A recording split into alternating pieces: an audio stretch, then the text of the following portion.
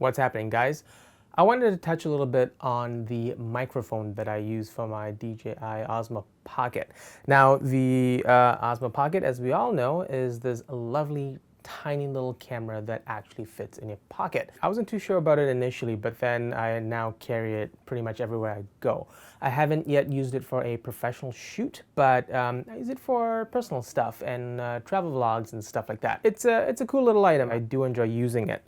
However, the internal microphone here isn't the best in the world. It's serviceable in a pinch. It could work, but I wanted to find something a little better for audio. I also wanted that mic to be nice and small because this is such a tiny device to begin with. I didn't want the microphone to be, as big or bigger than the Osmo Pocket. So I ended up digging up my little Olympus ME52 mic. As you can see, it's a tiny little microphone. It comes with the windsock. This is the mic without the windsock.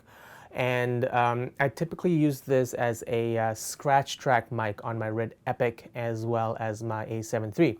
And it works great. So I wanted to see how it held up with the Osmo Pocket and could I actually use this as a microphone on my Osmo Pocket. Well, guess what? It works and it's great.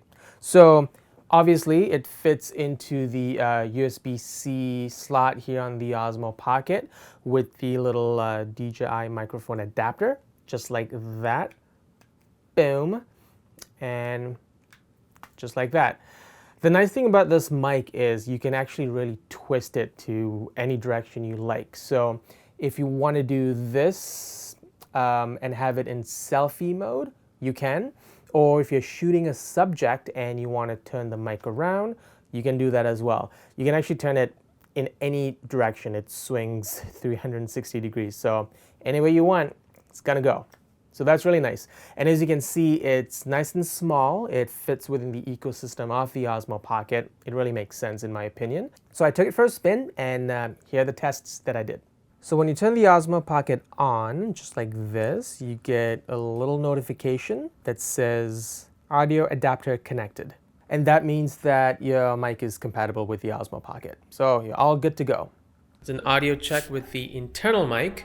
Yeah. Say something, Master. This is the production office. Welcome to our humble suite in Labode. This is the production office. Welcome to our humble Labode. What did I say last time first? What was the first thing I said? Nice work. Thanks. Check, check. Test 1, test 2. Test 1, test 2. Test 1, test 2. Test 1, test 2.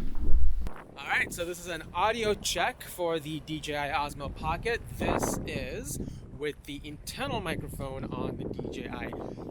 It's pretty windy, so yeah. All right, and this is with the Osmo connected to the microphone. All right, so it's still windy and cold out here, but this is with the microphone connected to the Osmo Pocket. Wow, it is super windy actually. All right, now I'm outside. It's not really windy, but I'm getting general street sounds, construction a little bit and whatnot.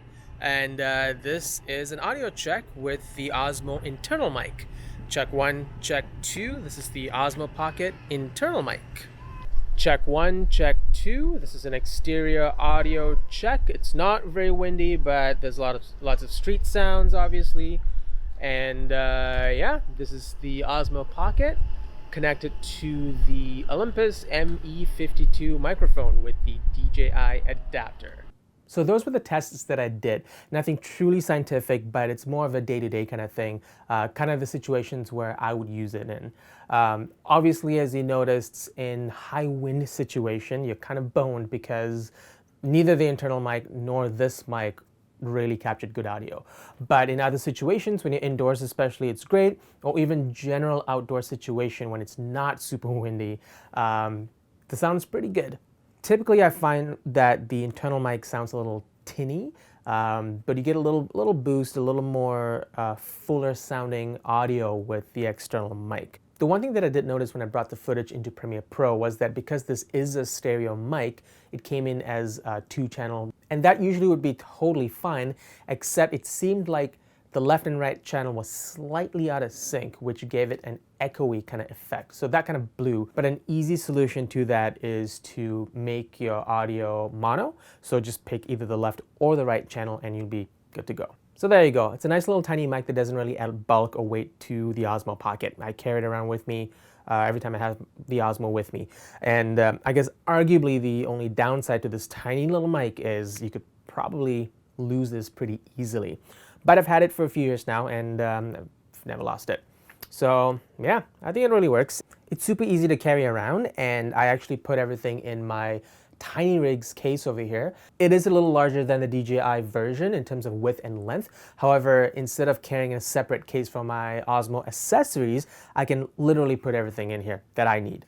I can put the Osmo Pocket right in there, and I still have a little bit of space for the wireless module if you have that, but I don't, so I use that little slot here to put the microphone just like that. And in here I have my DJI ND filters, and this little audio accessory has a little slot as well. And I even have a little slot for an extra micro SD card. So it's super convenient to carry around.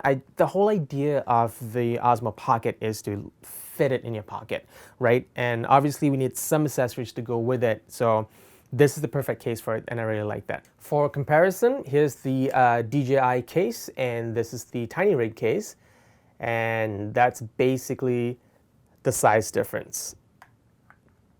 So it is a little bulkier, but with this you can't put any accessories in, whereas with this one I can pretty much fit all the accessories that I use. You may have more accessories than you might need a case anyways, but this solution works for me. I'll put a link in the description for the case as well. Thanks for watching. See you later.